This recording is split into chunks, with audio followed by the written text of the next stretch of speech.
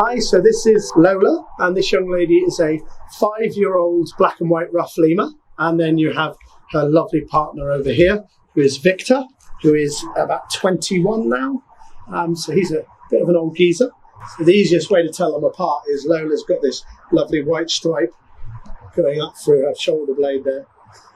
Victor doesn't. The lemurs are pretty unique species. They're a very primitive primate found only in Madagascar, nowhere else in the world. So they've developed totally isolated from all others. These are really, really social with the staff, really friendly animals to work with, you can see, especially if you're bribing them. So today I'm bribing them with a treat that they don't get very often now. So that's a grape. They don't get many grapes because their diet's been changed. We know a lot more about their physiology nowadays, so we know that actually too much fruit is actually not that good for lemurs. So the problem with the fruit that we produce is it's a lot more sugary than wild fruits. So if you give them commercially produced fruit, it's got too high a sugar content for them. Good girl. So to give these guys a good, healthy, balanced diet, they've actually got a special diet sheet with 3 categories of types of vegetables that they can have.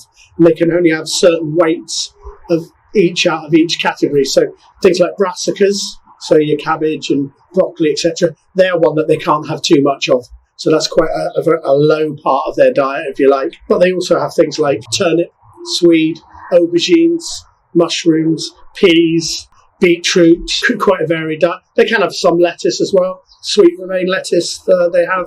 And then they have the old world monkey pellets, which are especially designed zoo food.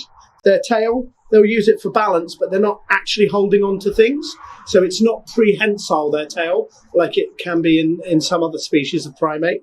It's literally just used for balance when they're jumping from tree to tree, branch to branch. They're very, very vocal animals, lemurs. You can actually hear them around the whole sanctuary when they start to call.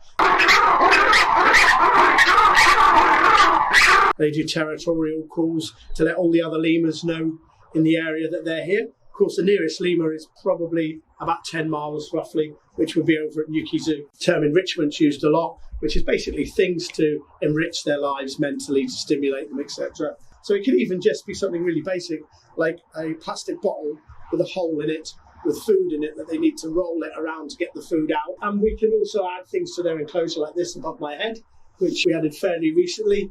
That, again, it's good stimulation, because the first thing they do when you put something new in is, because they're territorial animals, they scent mark it, and then they're running about on it and they use it. Even just the added thing of bringing the public in to meet them is the new smells, new people that they don't recognise. So you've been a great form of enrichment this morning, and then climbing up trying to lick the camera. These are one of the animals actually that do interact with the public, so we do meet the lemurs experiences. It's great for them because you can see they're just really nosy. They're a really diverse species. You get little tiny mouse lemurs, which are literally that big, and then various other types. The largest ever recorded, which unfortunately became extinct quite a long time ago because of early man, was actually larger than an adult male gorilla. So a hugely varied group. And you get some species that live in the tropical forest areas on Madagascar, some that live in very dry desert type areas. And this particular type, the black and white ruffs, are quite sweet in the fact that they actually build nests for their babies, build a nest out of vegetation and put the babies in it. And they will regularly move the babies around as well, from one nest to another. And their main predator in the wild, everybody pronounces the animal differently. It's either fossa or fusa. Which is a large cat-stroke ferret-like looking animal that actually hunts lemurs through the trees. It's amazingly aggressive, amazingly agile, and that's sort of the main predator most of the lemurs really have to worry about. Of course, the biggest threat to these guys in the wild, as per usual, is human. It's us destroying the forest, destroying their habitat.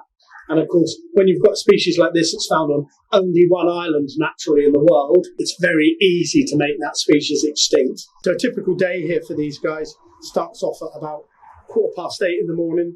Wake up, Mr. Alex. Rise and shining. Waking, Mr. Alex. When keepers will come over and pick out the enclosure. So any poo that they've produced, any feces during the night, that gets cleared up every morning. Then the old food's taken out if there's any left, and then they get fresh food. That's first thing in the morning, and then Another 2 times during the day they'll be fed again, so they get a midday feed generally and an afternoon feed. If we've got anybody booked on a lemur experience, then that will be added, that they'll come in and meet them as well. So they could have maybe half a dozen different activities, going on in a day. Got a lovely heated house, got a cat flap or dog flap that they use. So they'll pop in and out of there during the day. If it's a bit cold, they can warm up there. And we purposely converted these aviaries for the lemurs because the sun rises over there. It's not a sunny day today, but it rises there. So the sun comes in and they get full morning sun.